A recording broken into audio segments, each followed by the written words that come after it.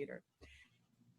Hello, and welcome to another episode of Starting Strong. I am Dr. Carolyn Strong, and today we have an awesome guest who has agreed to donate her time to us to work with us around issues with students that may need some additional breaks and some of our diverse learners that may need to do different things to focus during this time when we can't necessarily get out and about and move around in school settings the way we normally would do. So that's enough of my mouth. I'm going to donate my 5 minutes and hand it over to you so you can share with us your expertise. But first, hi, who are you? Hi, my name is Jill Lepescu, and I am a dean at high school. But prior to being a dean, I was a special education teacher for about 10 years. And I also have a son with autism, so I know a little bit about diverse learners. And so what I wanted to just kind of touch base on today is that sometimes any student would need a break from all of this. I know even as adults, it can be hard to sit down in front of the computer all day. So if you're looking for your student to have a break, one thing they could do is if they are creative, they can have an art break. So just kind of let them draw or even just doodle, like just kind of mess around on a piece of paper. It doesn't have to be like an assigned drawing or anything. Let them color, maybe draw a picture of their feelings. This could be something to kind of gauge where your student is at as well.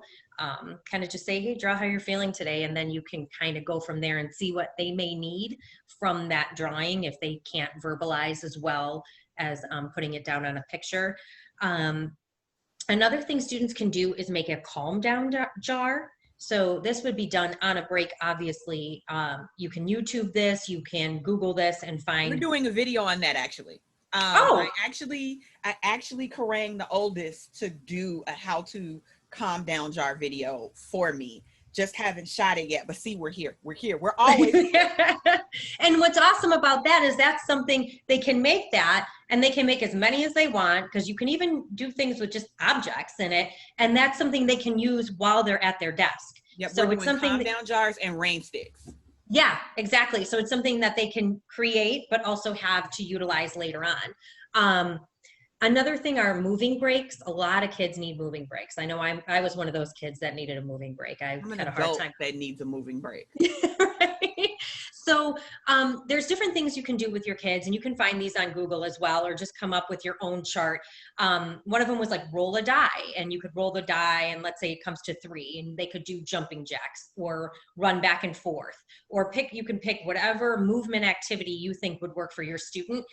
And that way you're engaged with them if you're able to. If not, they can determine themselves on what they want to do by rolling the die and decide what activity they do and how many.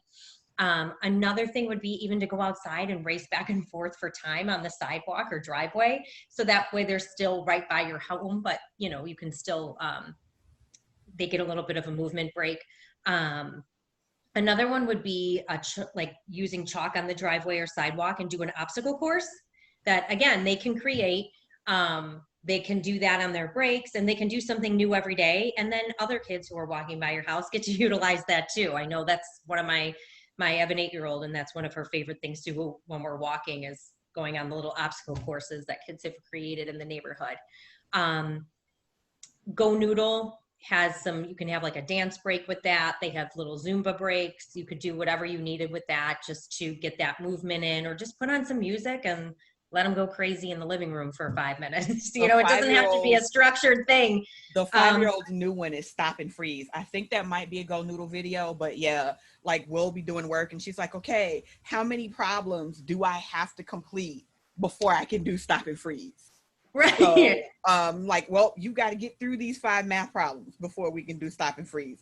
Or you've got to get through this whole sight word page before Stop and Freeze. So she's turned it into some sort of reward system. That's awesome. I mean, but that's perfect because she knows she needs that. Mm-hmm. So, and that's the thing with our kids is that they will let you know what they need. If they're seeking something, if they need some movement, you'll notice it. They'll be fidgeting. So just kind of respond to what they need. And then just the last thing I would say would be some kids aren't as wanting to run around or move as much. So you could do some repetitive movements with them, like fine motor school movements, and maybe stringing beads or sorting bins or something where they're still taking a break, but not having to move as much. But it's just the repetition of like stringing a bead just to kind of calm their minds and get a breather. Well, I appreciate you taking the time. I know there's so Thank you much for to do right having me. now, and since outside is open, fully functioning, and all that stuff. So, but thank you so much. I appreciate you. Thanks for having me. Bye.